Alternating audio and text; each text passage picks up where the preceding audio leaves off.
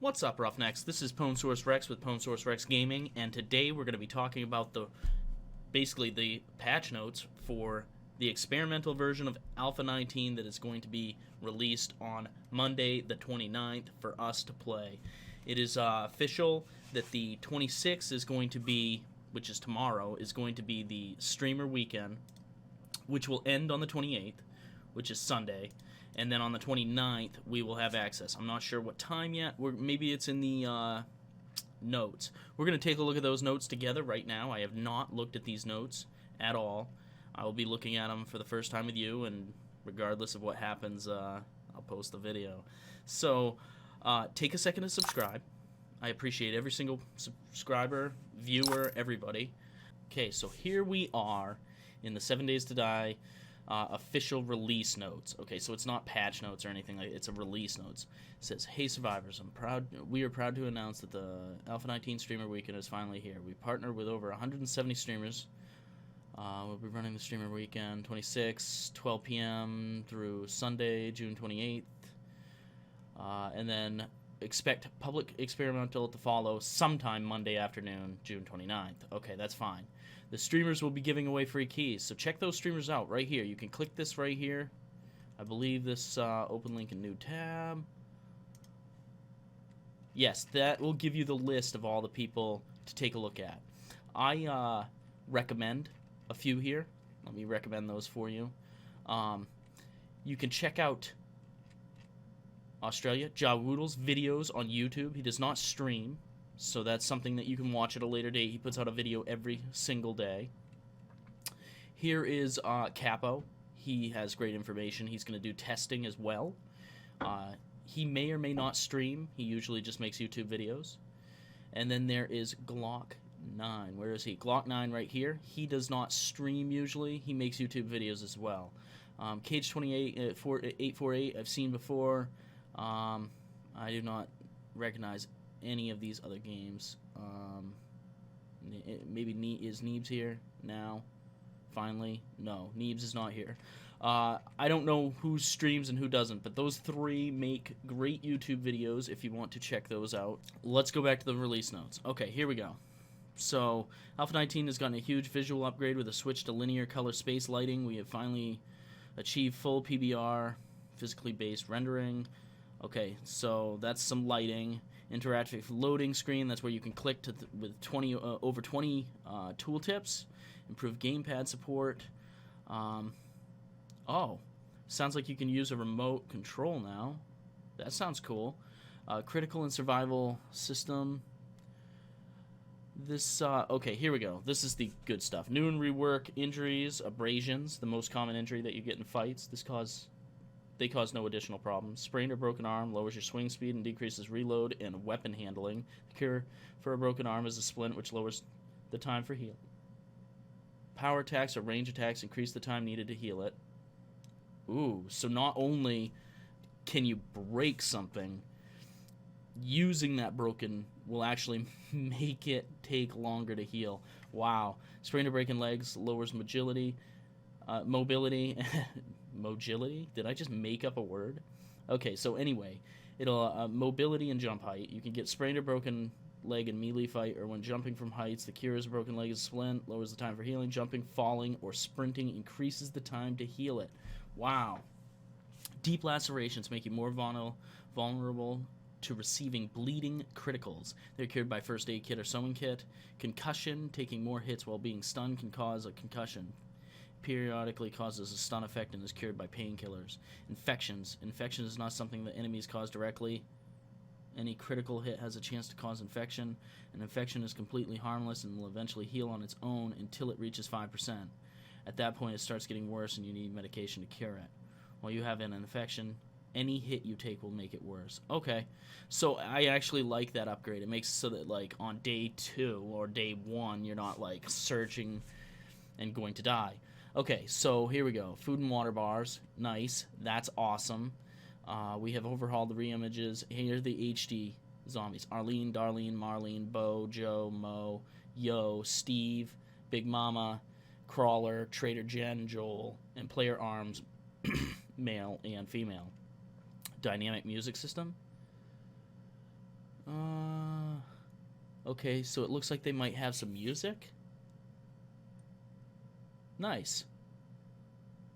Combination 31,558 unique combinations of music. That's awesome. Loot and enemy progression. Okay, let's go right down here to tech 0, 1, 2, and 3. That looks like the most... okay, loot distribution has been smoothed out so you do not find endgame loot so soon and have more upgrades to look forward to. Nice. Enemy progression been balanced. The game difficulty no longer affects the game stage value, and the player parties accumulate roughly 2/3 of the combined game stage that they used to. Loot distribution. Okay, loot has been balanced to provide smooth progression from primitives, iron, steel weapons. This change provides steady progression for the player and gives some incentive to craft while slowing the economy a bit early game. The loot quality for player parties is equivalent to that of the highest level player, and perk effects lucky looter are not shared. The only loot advantage is that parties face tougher opponents which have higher chance of drop loot of quality. Okay, there are 4 tech levels. 1, primitive tools, weapons, including bow and blunderbuss. Tech 1 is iron, similar melee. First proper firearms like pistol or double barrel. Tech 2 is the best melee items, bows and armor, and mid-range firearms like pump-action shotgun. Tech 3 is the most advanced firearms like the M60 and the sniper rifle. Trader quest rewards scale similar to the system. You won't immediately get a shotgun for day 1 quest. Okay, so they're going to be fine-tuning that as well. The Sprite System. Quest rally markers, quest fetch objects, drop player backpacks, player bedrolls, player-owned vehicles, traders, thrown spears, and airdrops. So that's awesome. So the sprite is like that glow around it. Remember when you threw the spear and then you lost it, and then they put that sprite around it so that like you could see the red glow? That is what that is. So that's awesome. Quest sprites have implemented on the screen. Yeah, the fetch bags are easier to find. Dig quests have that circle that reduces. Opening routes. We have new trader quests that guide the player to the next closest trader after completing 10 quests. That's awesome.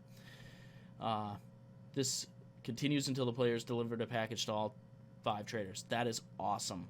World location updates. New desert business development, new snow modern development, new snow old housing development, new desert modern housing development, new desert old housing development. Desert city of departure has been updated. Snowy city of Parishton has been updated. Wasteland city of Gravetown has been updated. Some trader locations in Navezgane have been moved to improve distances between traders. Okay, so they've been, wow. So they've also improved random gen. Here are the locations that they did. They did 2 grocery stores, 2 gun stores, 2 pharmacies, 2 hardware stores, 2 clothing stores, 2 electronics stores, 7 ranger stations, Charlotte 01 or Carolet 01, new high school, Sawmill 1, House Modern 12, House Modern 13, House Old Gambrel 04, 12 Remnants, Departure City Block Plaza, Park Basketball, Park Plaza 1, Park Plaza 2, Red Mesa, and Cell Tower. Changed nicely. And then here's a list of a bunch of stuff they changed and fixed. Here's some stuff they fixed. Environmental art, snow trees, burnt trees, new skies, new fog, updated textures, commercial stores. That's awesome because the commercial stores, like, they needed, like, freezers and all kinds of things, and they've updated all that stuff. This is just mannequins, clothing shelves, clothing racks, freezers. Okay, new weapons and armor. Desert Vulture, the automatic shotgun, sniper rifle, and impact driver. Tech 2, Ratchet. Ooh, that's cool.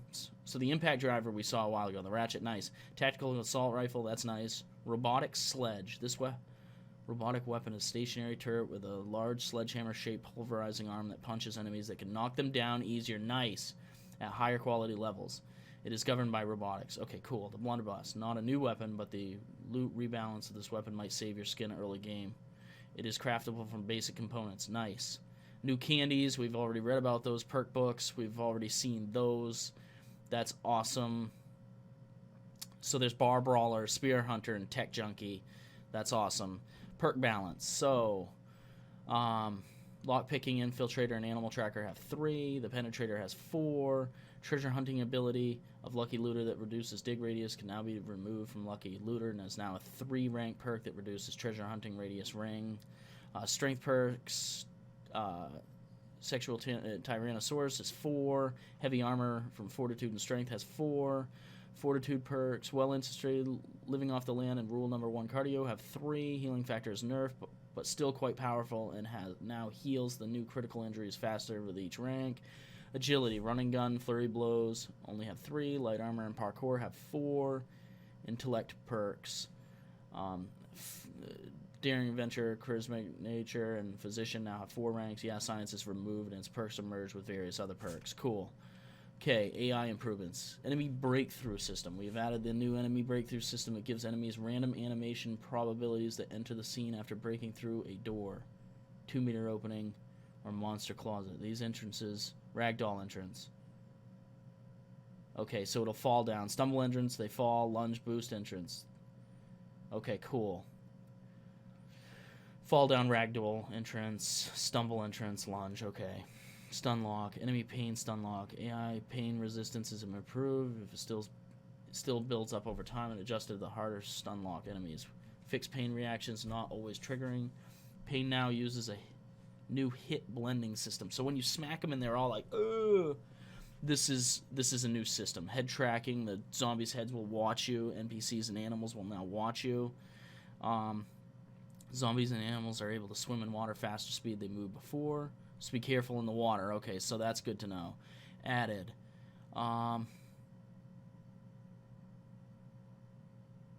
So here's a bunch of stuff for Blood Moon stuff. AI will target. Yeah, so this right here, and this are good things to read about.